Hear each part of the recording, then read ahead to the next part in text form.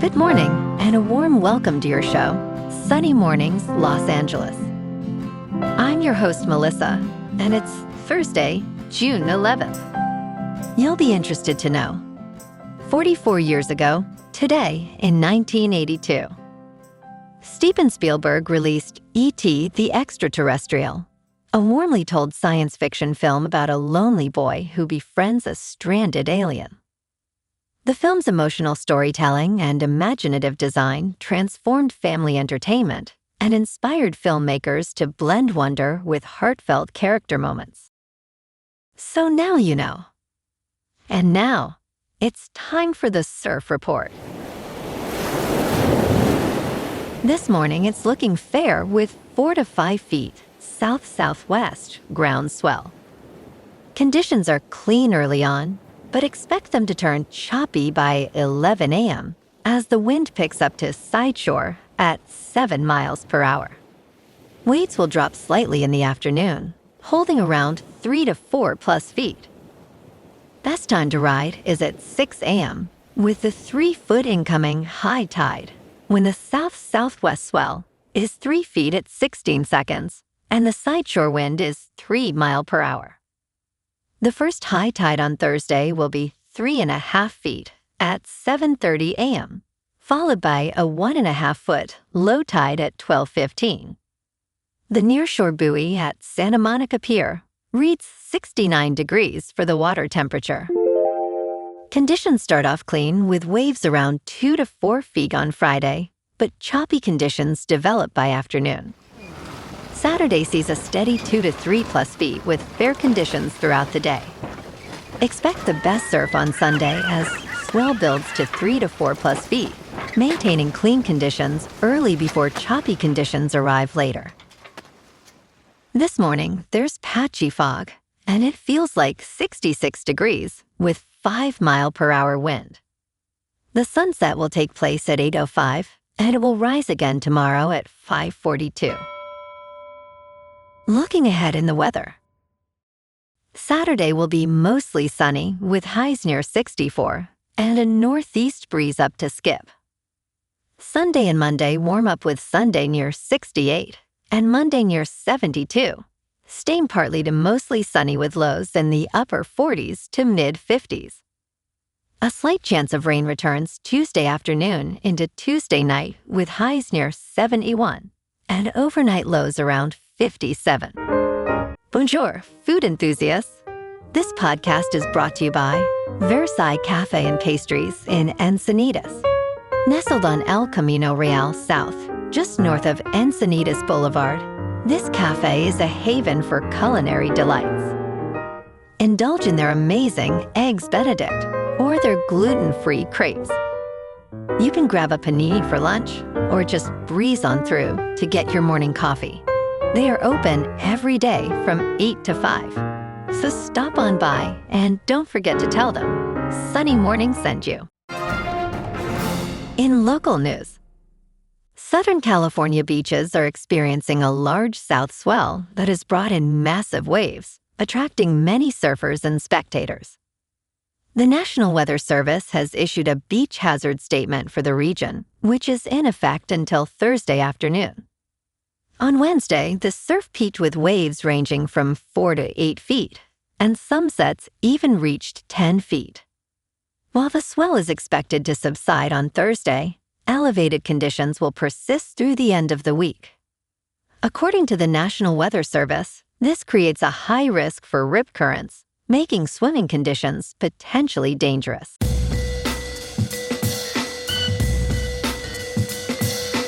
Now on to sports. There is a decent chance the number 29 is going to be a featured player in some tattoos for New York Knicks fans after Wednesday. That was the number their team had to overcome in Game 4 against the San Antonio Spurs. The Spurs took an 81-52 lead against the Knicks. Instead of the series being tied 2-2, the Knicks hold a 3-1 lead. The number 14 represents the first half three-pointers the Spurs scored, the most in finals history. The Knicks are now 5-3 when trailing by at least 20 points in the last 2 postseasons. This victory was worth the wait, as it has been 9,852 days since the Knicks' last finals win at Madison Square Garden. In local sports, the Dodgers are right back at it this afternoon at 3:40 in Pittsburgh. They lost a heartbreaker yesterday 9-8 after Shohei Ohtani delivered with a home run and 2 RBIs. Ohtani pitched 6 2/3 strong innings, but the bullpen couldn't hold on down the stretch. Kyle Hurt took the loss after surrendering 4 runs in a third of an inning. Now it's a rubber match at PNC Park with Justin Wrobleski on the mound against Mitch Keller. The boys in blue won Game 1 12-3, so this one's huge to salvage the road trip. Meanwhile, the Rams made a blockbuster move, acquiring All-Pro defensive end Myles Garrett from Cleveland. He set the league record with 23 sacks last season and immediately gives LA's defense a game-changer. The trade cost Jared Verse plus first, second, and third-round picks, but defensive coordinator Chris Shula sees it as bringing in veterans the whole organization can learn from. Just be aware the team's also dealing with an off-field situation involving offensive lineman Alaric Jackson, who faces a potential suspension. On the Lakers front, LeBron James is still the biggest story. The 41-year-old is leaning towards staying in LA, though his camp is asking for the max. Golden State is making a push, but most league insiders still peg the Lakers as the favorite to land him heading into late June. In top news, NASA's Artemis III mission, launching next year, will not include any women, a decision that has sparked considerable controversy. Alexandra Doden, a space influencer, stated that having not a single woman flying on Artemis II is an insane choice. NASA Administrator Jared Isaacman addressed the criticism, noting reactions of disappointment and outrage. He explained that some astronauts may have been excluded due to other commitments or suitability for future missions. The selected crew includes NASA astronauts Randy Bresnik, Frank Rubio, and Andre Douglas, along with European Space Agency astronaut Luca Parmitano. Their mission aims to test moon landers for Artemis IV in 2028, with plans to land the first woman and person of color on the moon. Isaacman emphasized that crew selection is not influenced by political appointees, and that the agency has 15 active female astronauts. He also acknowledged that the all-male crew is a huge blow to many, especially those inspired by previous female astronauts. Resnick will lead the mission as commander, with Parmitano as pilot and Douglas and Rubio as mission specialists. In business news, when a World Cup team loses, its country's stock market also goes down. Here's the weird reason why. Soccer's premier tournament brings a hidden danger to your investment portfolio. The World Cup begins this week, and investors would do well to watch the event from the stock market sidelines. Why should investors care about soccer's premier tournament? Because historically, stocks do poorly during the World Cup, particularly during the elimination or knockout stage. During that stage of the World Cup in 2022, the Standard & Poor's 500 lost 5.4%. The global stock market lost 4.6%, as judged by the Vanguard Total World Stock Exchange Traded Fund. Crucially, these losses were registered during a strong bull market, according to the calendar maintained by Ned Davis Research. In crypto movement, Bitcoin is up 2% to about $63,000. Ethereum is up 1% to about $1,600. And XRP is down 1% to $1.12. Moving on to a more local vibe. In our community spotlight on health and wellness, we are working with a national Pilates studio to bring you some free classes, so listen up. Check out Club Pilates, with several locations in the San Diego area. Pilates presents a comprehensive wellness approach, cultivating strength, reducing tension and elevating mental well-being.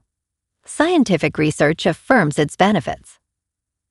So now you can check out Club Pilates for a free class, with locations in Encinitas, Solana Beach, Oceanside, La Jolla, and more. Just be sure to tell them Sunny Morning sent you by. And now, back to the show. Let's talk tech. A recent public letter from Xbox's CEO, Asha Sharma, reveals that current profit margins cannot continue. As the Summer Game Fest wraps up, the gaming industry reflects on both thrilling highs and deeply depressing lows, including layoffs and studio closures.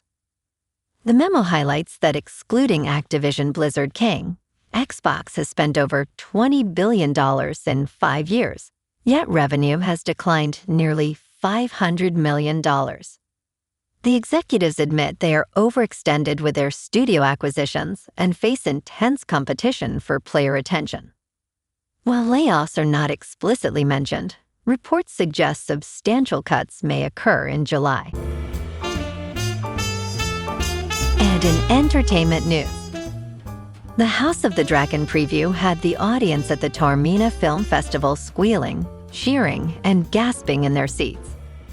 On Wednesday night, cast members Steve Toussaint, Tom Glynn-Carney, Harry Collette, Bethany Antonia, and Phoebe Campbell filled the ancient Greek amphitheater, which holds 5,000 people. Creator Ryan Condal sent a video message calling the location perfect for the screening. Season 3 continues the bloody conflict between the House of Targaryen factions, as Aegon II flees and Rhaenyra plots for the crown. Fans responded enthusiastically to the episode, with cheers and gasps throughout. Well, alrighty folks, it's time for the quote of the day. And today, our quote comes from the American author and motivational speaker, Earl Nightingale.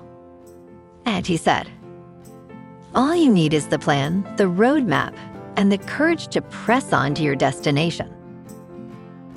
And that's a wrap for this morning. You can check out our Instagram, YouTube, and TikTok for some captivating aerial videos with local news and the surf reports. Have an amazing day, my good friends. We'll see you tomorrow with another episode of Sunny Mornings, Los Angeles.